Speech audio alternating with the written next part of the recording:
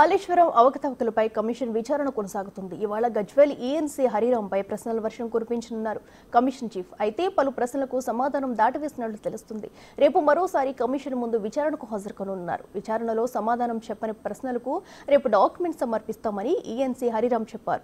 ఇప్పటి వరకు కార్పొరేషన్ ద్వారా బ్యాంకులకు 29,737 కోట్లు రీపేమెంట్ చేసినట్లు చెప్పారు. అలాగే బ్యాంకుల దగ్గర నుంచి తీసుకున్న నిధుల్లో 64,000 కోట్లను కాంట్రాక్టర్లకు చెల్లింపులు జరగాయని కమిషన్ చీఫ్ చెప్పారు.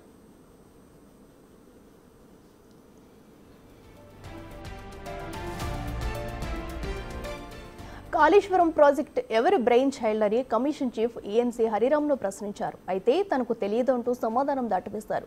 కమిషన్ అడిగే ప్రశ్నలకు పలుసార్లు మాజీ ఐఏఎస్ జోషి, మాజీ ఏఎన్సీ మురళీధర్ పేరును ప్రస్తావించారు. ఆయన కార్పొరేషన్ ఫైనాన్షియల్ స్టేట్మెంట్ ప్రభుత్వానికి ఇచ్చామని అసెంబ్లీలో పెట్టారా లేదా అనేది తనకు తెలియదంటూ చెప్పారు ఈఎన్సీ హరిరాం.